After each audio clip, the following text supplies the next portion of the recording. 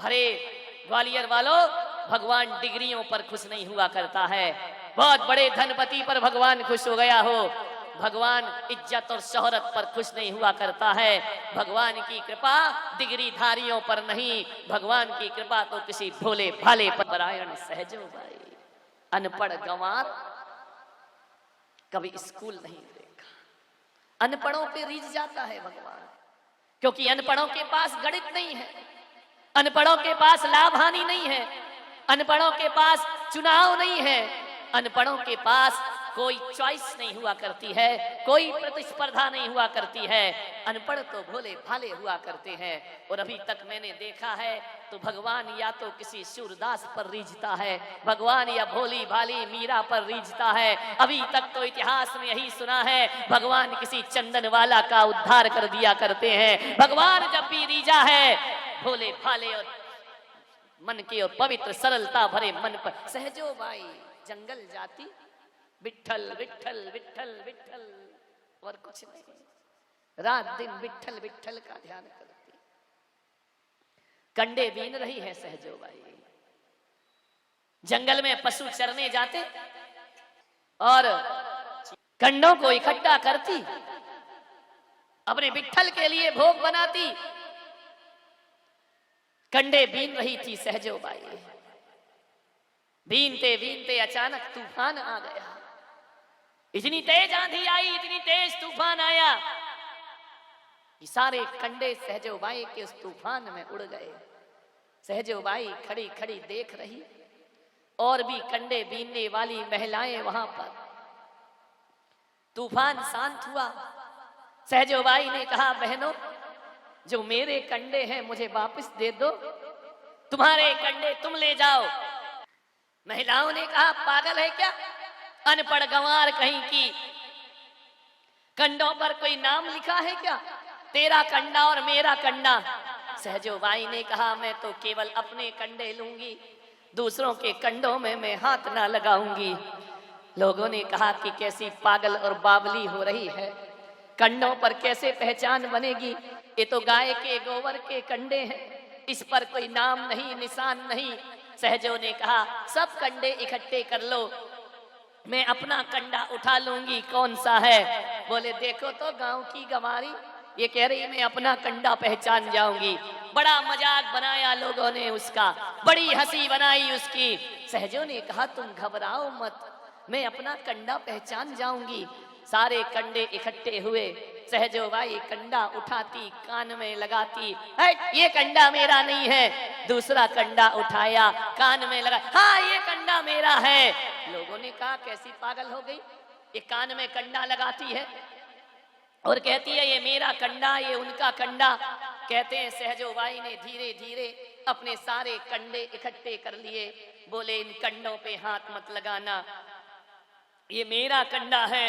लोगों ने कहा, कैसे पता चला ये तेरा कंडा है। सहजो बाई ने कहा, जैसे ही मैं कंडा उठा के कान में लगाती हूँ, कंडे से, अरे जिस कंडे से विठल विठल की आवाज आती है वो सहजो बाई का कंडा होता है, और जिस पर मेरे हरि का नाम नहीं आता वो मेरा कंडा कभी नहीं हो सकता है। ऐसी नाम में डूबी सहजो बाई, विचार करिए, नाम ही पड़ गया सहजो बाई। इतना विचारों का संप्रेषण था उसके भीतर कि जिस पदार्थ के सामने यदि सहजो भाई ने विठल कह दिया तो ध्यान रखना, यदि पेड़ पौधों के सामने भी विठल का नाम ले दे तो पेड़ पौधों से भी विठल विठल की आवाज आ जाया करती थी। विचार करिए आप, क्या आपकी प्रार्थना और इबादत में इतनी ताकत है? सोचिए, तुम्हारी प्रार्थनाएं तो मंदिरों से टकराती हैं, दीवालों से, और लौट करके वापिस आ जाती हैं। तुम्हारी प्रार्थनाएं परमात्मा तक पहुंचा भी नहीं करती हैं। हम दिल से नहीं पुकारते हैं, हम हृदय से नहीं पुकारते हैं, हम प्राणपन से नहीं पुकारते हैं। देखा नहीं, हमारी समाज में महिलाएं बगैर भक्तामर पाठ पढ़े पानी नहीं पीती हैं। 48 काव्य जब तक ना पढ़ ले, और जिन माताओं को पढ़ना लिखना नहीं आता वो दूसरों से भक्तामर पाठ सुनती हैं, फिर भोजन ग्रहण करती हैं। लेकिन एक पढ़ रखा है, रट रखा है, जिंदगी भर भक्तामर पढ़ते हो। जहां तक मैं सोचता हूं कि मानतुंगाचार्य ने जिंदगी भर भक्तामर पाठ नहीं पढ़ा होगा, ना उन्होंने प्रतिदिन उसका पाठ किया होगा। जीवन में एक बार उन्होंने पढ़ा, और एक बार पाठ पढ़ते हैं भक्तामर का, और 48 तालों को तोड़ करके, जंजीर को तोड़कर बाहर खड़े दिखाई दे, जेल की सलाखों को तोड़ दिया करते हैं। एक बार पढ़ करके सुनिए। और आप जिंदगी भर पढ़ते हो, ताले तो छोड़ो, आज घर जाना, दरवाजे बंद करना, कुंडी लगाना और खोलना मत, एक एक काव्य पढ़ना, कुंडी टूटना तो छोड़ो, हिल जाए तो भी समझना कि हमने कोई भक्तामर पाठ, कोई फर्क नहीं पड़ता है। मानतुंगाचार्य ने जो भक्तामर पाठ रचा, वो वही भक्तामर अनुराधा पौडवाल ने गाया। शायद जितना मीठा अनुराधा पौडवाल ने गाया, उतना मीठा कंठ तो शायद मानतुंगाचार्य का भी नहीं होगा। लेकिन अनुराधा पौडवाल अपने कंठ से भक्तामर गा तो सकती है, पर कोई ताले तोड़ नहीं सकती है। और यदि स्वर ना हो तो भी मानतुंगाचार्य एक एक काव्य पढ़ करके एक एक ताले को तोड़ दिया करते हैं। प्राण जुड़े हैं, प्रार्थना से प्राण जुड़े होना चाहिए। प्राण नहीं जुड़े तो कोई प्रार्थना चमत्कार ना करेगी। हमारी प्रार्थनाएं तामसिक प्रार्थनाएं हैं, हमारी इबादत में भी दूसरों की भलाई नहीं है। एक बुढ़िया थी, उसकी पीठ में एक कुबड़ था, बड़ी दुखी थी। कुबड़ पीठ में रखकर घूमती थी सड़कों पर, और जो देखता था वो उसका मजाक बनाता था। जानते हो कुबड़ किसको निकलती है? पता है? जो लोग मंदिरों का खाते हैं उनकी पेट में कुबड़ निकलती है। जो धर्म का पैसा खाते हैं, जो ट्रस्ट का पैसा खाते हैं, जो लोग निर्माल्य भक्षण करते हैं, जो देवशास्त्र गुरु के द्वारा समर्पित द्रव्य को खाते हैं, अगले जन्म में उनकी पीठ में कुबड़ रख दी जाती है। ध्यान रखिए। इसलिए सब कुछ करना, भूखे मर जाना, दाल रोटी खा के जिंदगी गुजार देना, और ना मिले तो घास की रोटी खा के जीवन गुजारना, लेकिन कभी भी धर्म और धर्मायतनों का धन भक्षण नहीं करना चाहिए, धर्म स्थलों का भक्षण नहीं करना चाहिए। मंदिरों की प्रॉपर्टियों पर कब्जे किए बैठे हैं लोग, बरसों से दुकान लिए बैठे हैं, 20-20, 40-40 रुपया किराया देते हैं। आप सोचिए, धर्म आधा है, आप धर्म का भक्षण कर रहे हैं। और एक बात ध्यान रखना, ईश्वर जब देता है तो छप्पड़ फाड़ के देता है, और ईश्वर जब लेता है तो चमड़ी उधेड़ लेता है। ध्यान रखिए।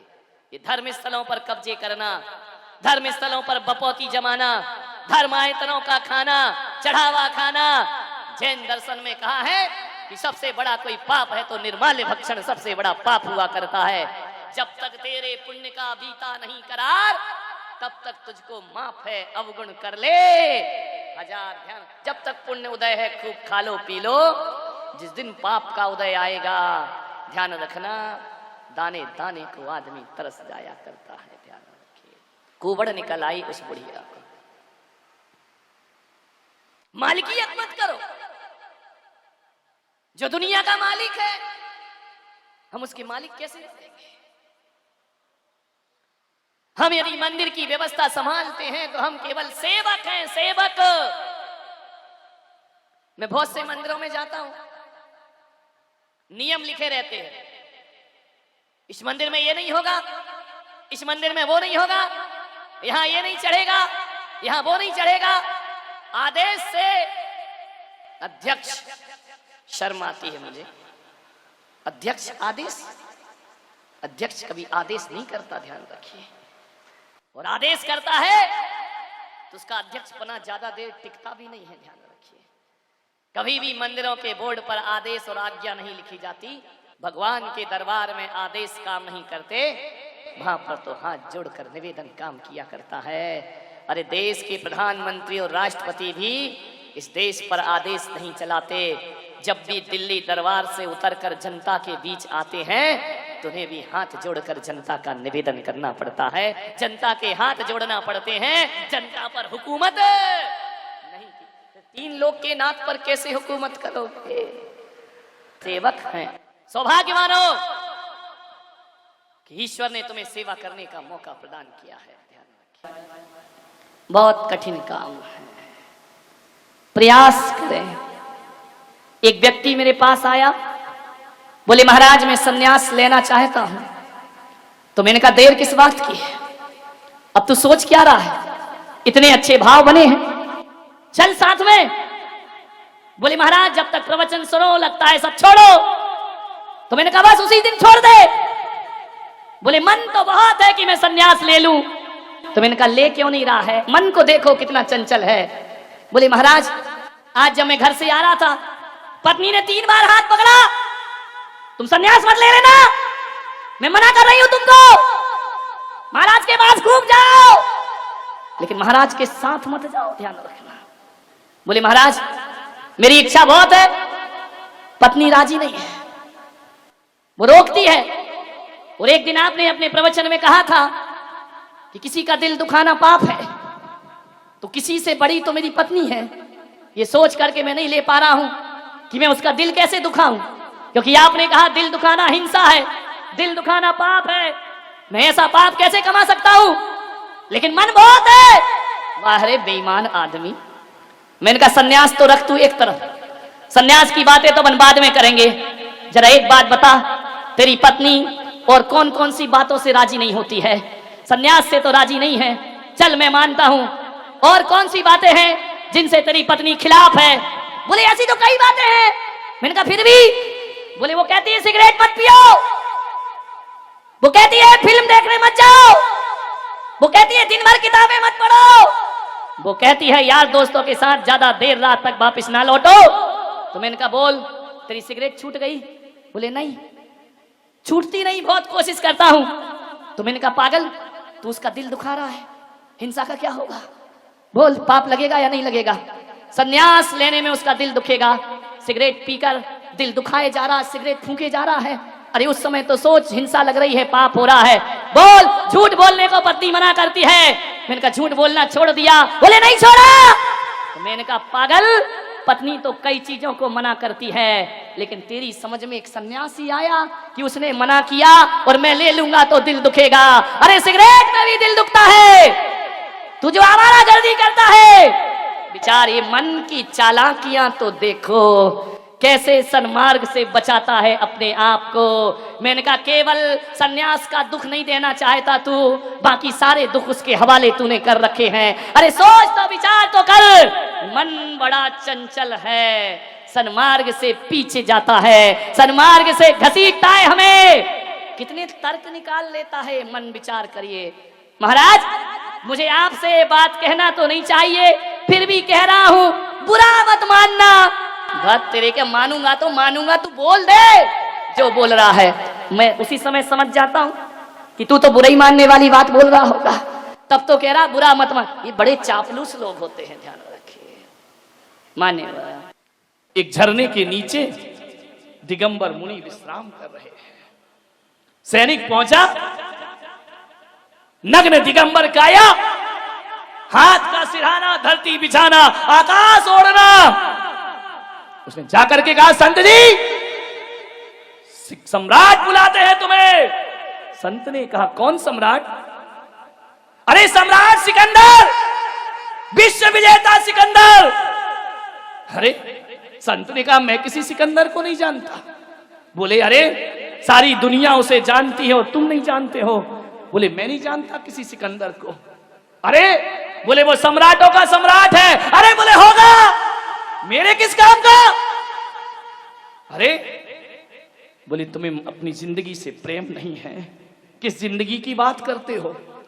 हम जिंदगी से प्यार नहीं, हम आत्मा और परमात्मा से प्यार करने वाले लोग हैं। और यदि आत्मा और परमात्मा के लिए ये जिंदगी छोड़ना पड़े तो भारत का संत उसके लिए तैयार हुआ करता है। एक बात याद रखना, जाओ सम्राट से कहना हम लोग शरीर छोड़ सकते हैं मगर सिद्धांत नहीं छोड़ सकते हैं, हम उस देश के रहने वाले लोग हैं।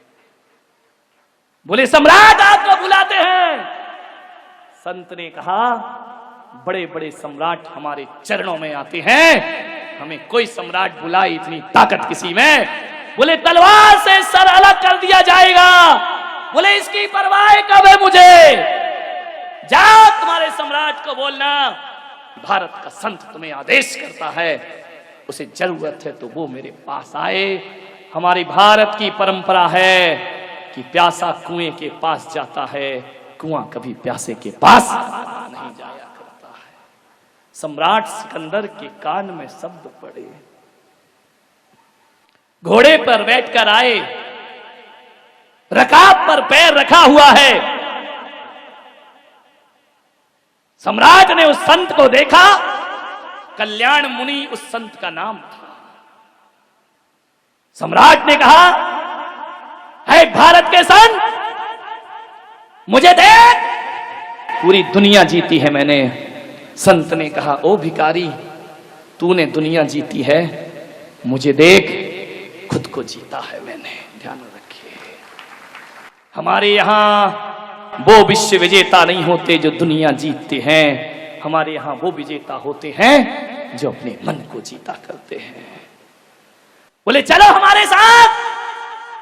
संत ने कहा, साइड हट, ऐसा सम्राट है तू, आकाश की फ्री में दी हुई धूप भी ले रहा है, तुझसे बड़ा भिखारी दुनिया में कौन होगा। सम्राट को चोट लगी, घोड़े से नीचे उतरा। बड़े बड़े दुश्मन मैंने देखे, मगर ऐसा ना देखा जो दिल पर चोट कर रहा है। उसने कहा कि संत जी, मेरे एक वृद्ध ने कहा है कि भारत से जब लौटो तो अध्यात्म लेकर के लौटना। मैं तुम्हें अपने देश ले जाना चाहता हूं। संत ने कहा, जानता है अध्यात्म क्या होता है? जरा एक बात बता सिकंदर, ये जो सारी दुनिया में लूट खसोट कर रहा है तू, ये सारी दुनिया को जो जीत रहा है, बोल इसके बाद तू क्या करेगा? बोले मैं पूरे विश्व को जीत लूंगा। सम्राट जरा ये बता तू करेगा क्या उसके बाद? बोले उसके बाद शांति से रहूंगा, शांति से जीऊंगा, शांति से खाऊंगा, शांति से पीऊंगा, पूरी दुनिया पर हुकूमत करूंगा। संत ने कहा, पागल, इतने से के लिए इतना बवंडर? बोले क्या मतलब? बोले शांति से जीने के लिए इतनी बड़ी अशांति क्यों करता है? बोले समझ नहीं पाया मैं। बोले पागल, शांति के लिए दुनिया नहीं जीती जाती, शांति के लिए तो खुद को जीता जाता है, मन को जीता जाता है। अरे सारी दुनिया जीत कर भी तू शांति नहीं पा सकेगा। आ मेरे पास बैठ और सारी दुनिया को ठुकरा के आत्मा की शांति को प्राप्त कर।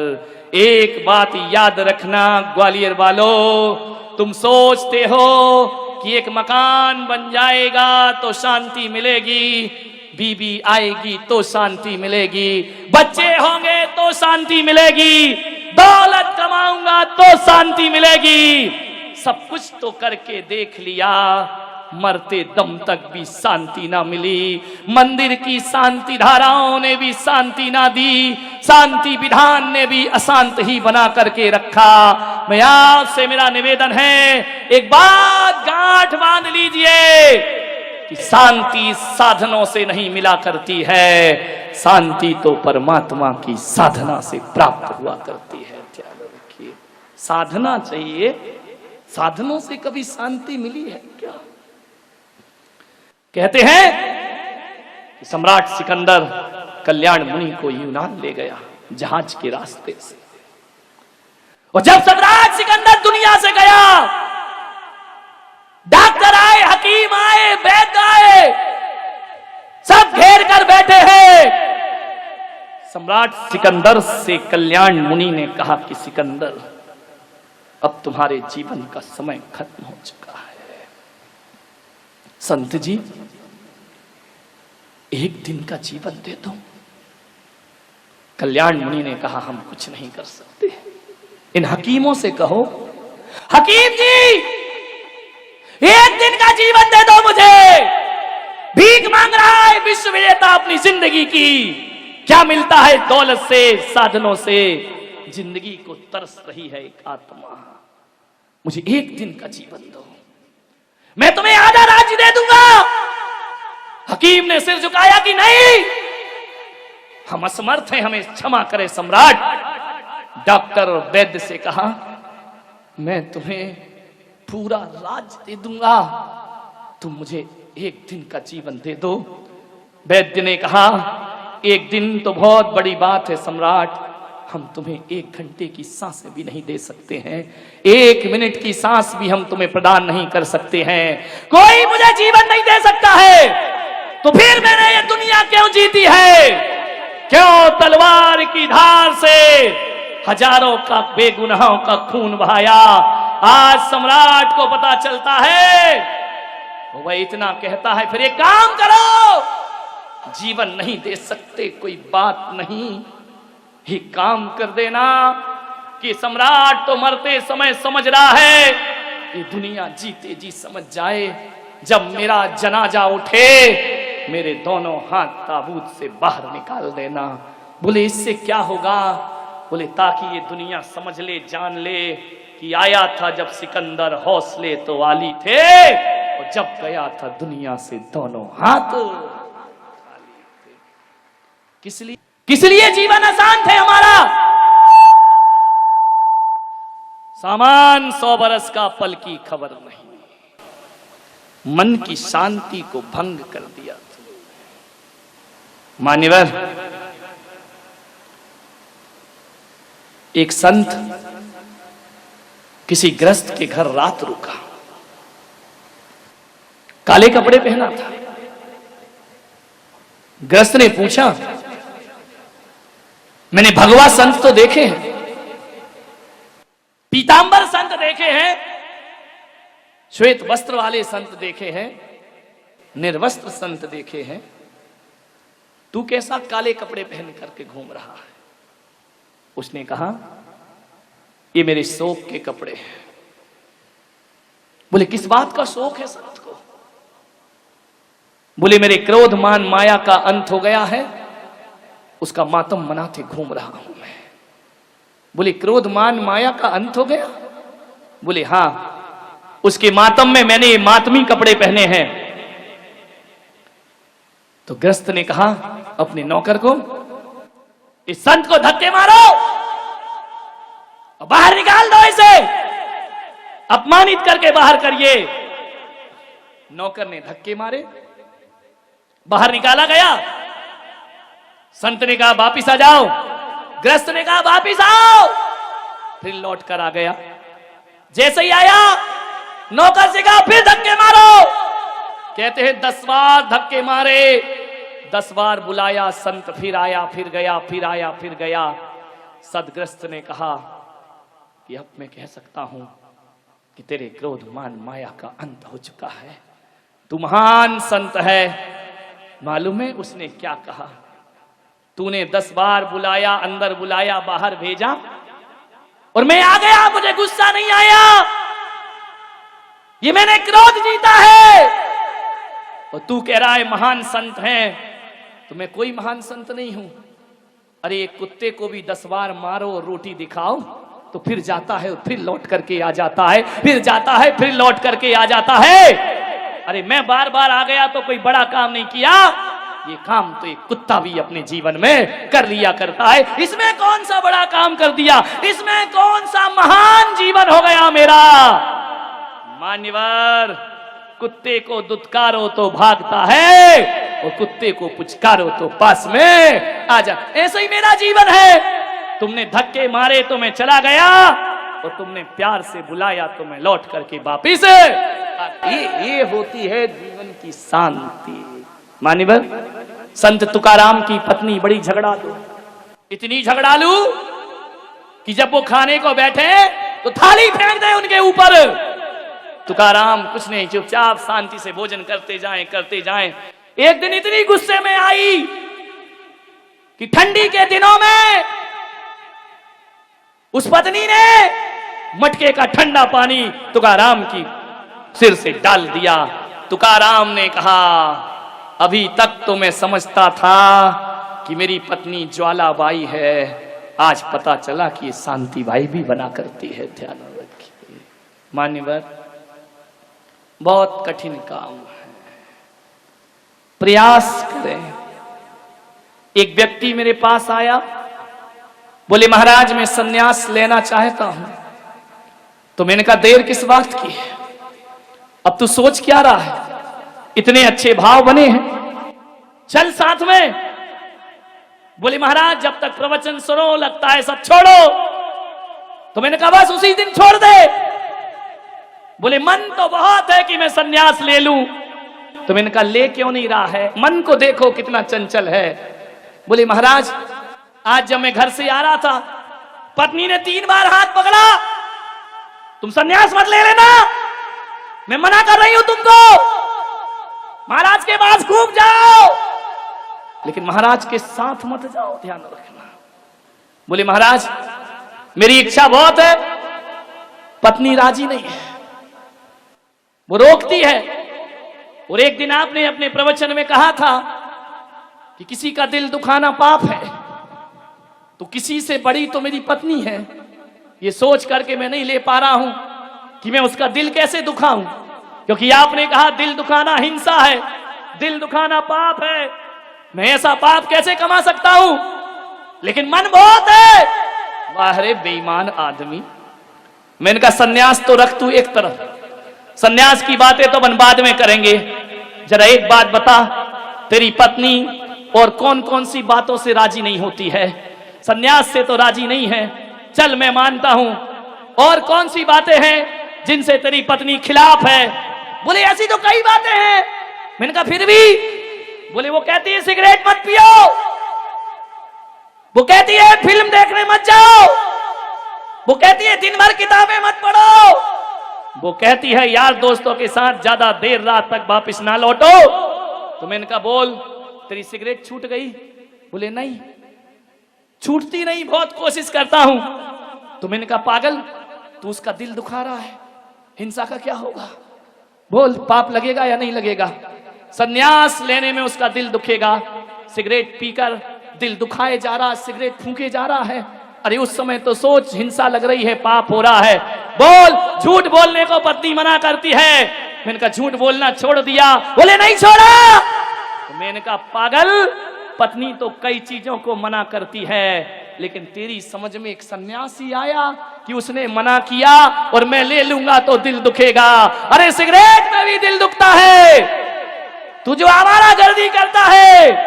विचार ये मन की चालाकियां तो देखो, कैसे सन्मार्ग से बचाता है अपने आप को। मैंने कहा केवल सन्यास का दुख नहीं देना चाहता तू, बाकी सारे दुख उसके हवाले तूने कर रखे हैं। अरे सोच तो विचार तो कर, मन बड़ा चंचल है, सन्मार्ग से पीछे जाता है, सन्मार्ग से घसीटता है हमें।